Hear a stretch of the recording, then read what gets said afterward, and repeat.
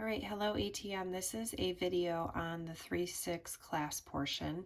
What I'd like to do first is look at one of the prep skills questions. Unfortunately, I don't have a page number for you, but just move a couple pages forward from where we were yesterday. I'd like to look at number 3 in the prep skills questions, and again, this is for the 3-6 class portion. So number 3 says solve each equation. A and B, solving these two equations, are going to be very important for your group work tomorrow. It's not going to come too much into notes for today, but I wanted to make sure to touch base with them and kind of make sure you know how to do these for tomorrow's group work.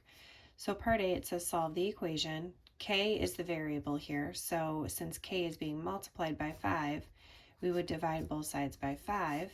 And we can say K is 34 over 5. And if you wanted to get a decimal for that, you could. It doesn't specify whether it wants a decimal or not. Part B says if y equals 220 and x equals 40, find K in the equation y equals K times x. This equation is called a direct variation equation, and that's what we're going to be doing tomorrow in the group work. So I'm going to replace the y with the 220 and replace the x with the 40. And now you can see we're in the same situation as part A, where all we have to do is divide by 40. And of course we can simplify that. We can either reduce as a fraction or we can get a decimal. If you reduce as a fraction, you get 11 over 2, which you can rewrite as 5.5 if you have a decimal. All right, so let's move on to the actual class portion. All right, I just want to read this short paragraph here. So the title is Big Mac Exchange Rates. One of the most confusing things about traveling abroad is different currency.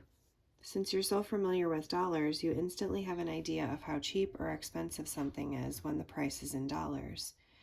But what if I told you that a Big Mac costs about 75 rubles in Russia and 43 kroner in Norway? Those certainly sound like awful prices, but unless we know that a ruble or a kroner, what we know they're worth, we have no idea how much or how little that actually is.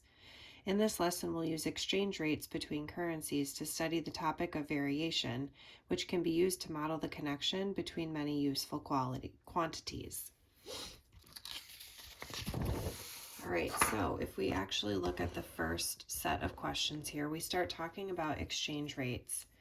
An exchange rate is a number that describes how much of one currency you can trade for another currency. For example, if the US exchange rate for Canadian currency is 1.2, it means that you could trade $1 for $1.20 in Canadian money. When travelers talk about how expensive or cheap a certain country is, it's often a reflection of the exchange rate. The Big Mac costs mentioned earlier, the average cost in the US in July of 2016 was $5.06. In Russia, it was just $2.15, and in Norway, the cost was almost $6. So, number one, it talks about the looking ahead portion in lesson 3.5. We did not do that, so I went ahead and Googled the current exchange rate from US dollars to rubles, Russian rubles, and I found this number this morning.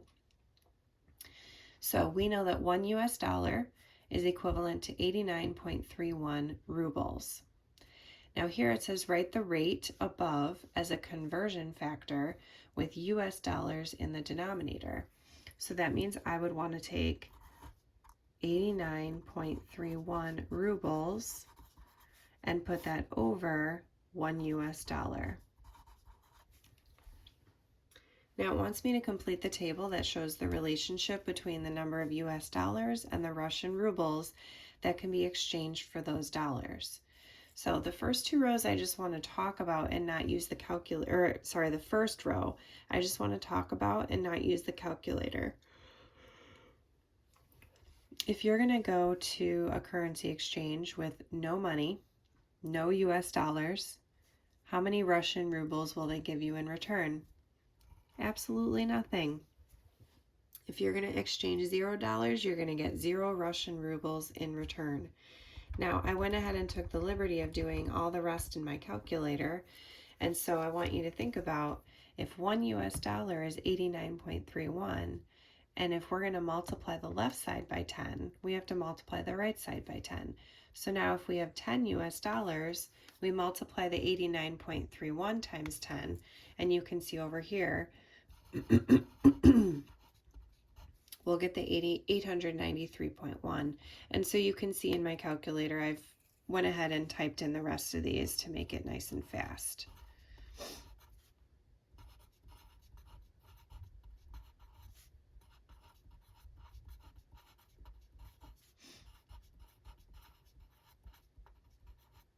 All right, so now we have an idea of how many US dollars is equivalent to how many Russian rubles. Now the next step is to plot this on a coordinate plane. So I went ahead and took the liberty of doing that already. So feel free to pause the video and fill this in your notes. I ended up going by 600s on my Y scale because I needed to get all the way up to 4,465.5. And so I went by 600s, and then on my x-axis, oops, I erased my label here because it was in my way from the numbers. Let me rewrite it. On the bottom, I put US dollars, and I went by tens. So I went ahead and plotted the points, and the important thing that I want to point out is that it forms a straight line. It's not perfect, but it forms a straight line. And I should say it's not perfect because I'm human and I'm not a computer, so plotting those points, I was kind of eyeballing the numbers. But with what we're looking at today and tomorrow is knowing that the relationships between direct variation problems means you're going to have a linear situation.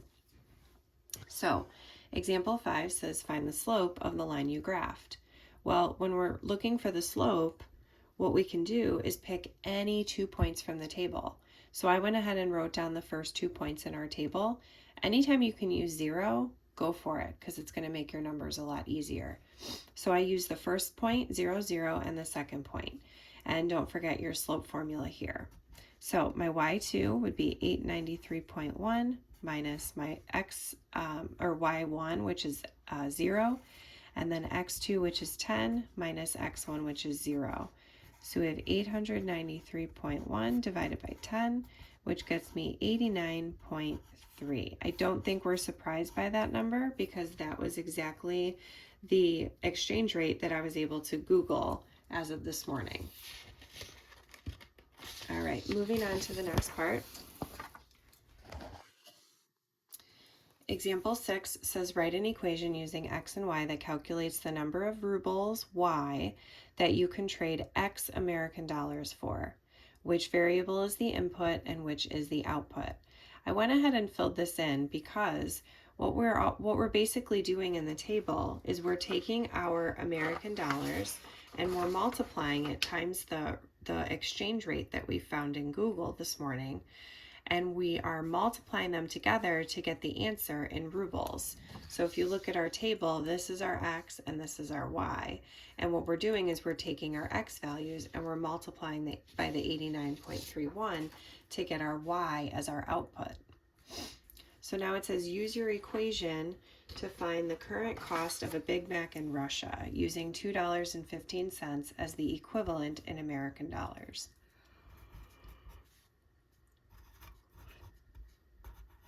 All right, so we're going to put $2.15 in for x. And if we multiply those together, sorry, I have to scroll down in my calculator here. Multiplying those together, it gets me 192.02. Now don't put a dollar sign because this is not in dollars, it's in rubles, so you just have to write the word rubles afterwards. Now, question 8 says use your graphing calculator to verify the table and graph from questions 3 and 4. So this one, there's no writing that's necessary to do. I'm just going to literally use my graphing calculator to be able to verify my table and my graph. So in my y equals, I'm going to go ahead and type in the 89.31, and then I'm going to put my x value there. I'm going to go ahead and turn my plot one off. All right, I went ahead and went to my window and I changed my values to match the graph that we did over here.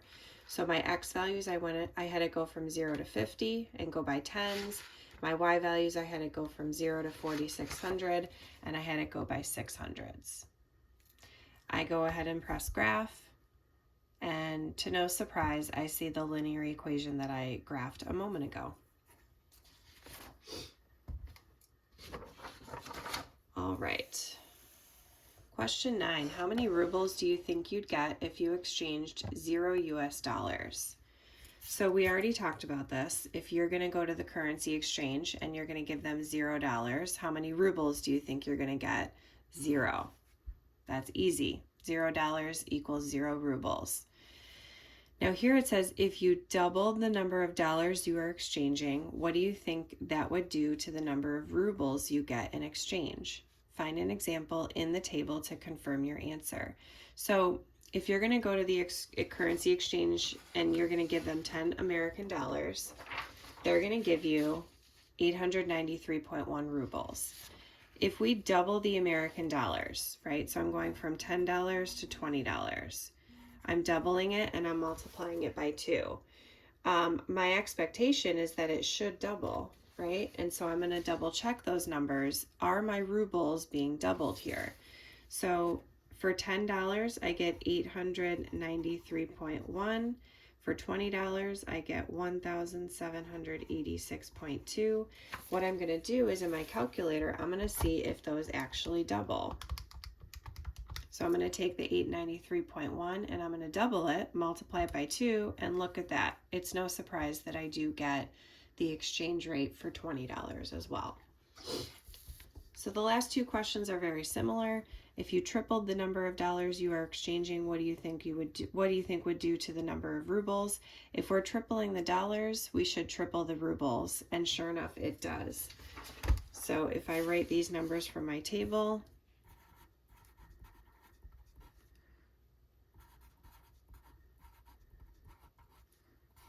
sure enough, I'm tripling my rubles as well. So up here, it was times 2.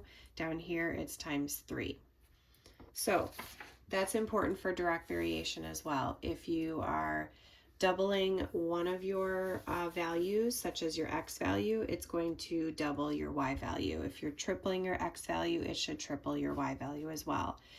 And the last one is even more important. If you cut the number of dollars you are exchanging in half, what do you think would do to the number of rubles? It should also get cut in half, and sure enough, it does. If I look at the numbers from up above using these numbers here, I'm cutting the 20 in half to get 10, and sure enough, if I divide my rubles in half as well, they equal each other. So that's important for you to know with a direct variation situation. All right, the last thing I want to talk about is just some big ideas on direct variation. So I want you to make sure you write these in your notes. Algebraically, this is the equation that we want to be comfortable with. We have an example here, very similar to the ruble and American dollar problem that we have. I want you to add this. I put a big cloud on this particular slide and I put must start at 0, 0. So for direct variation, make sure you put that title in your notes. For direct variation, the equation must start at 0, 0. Just like we talked about, if you have $0, you're going to get 0 rubles.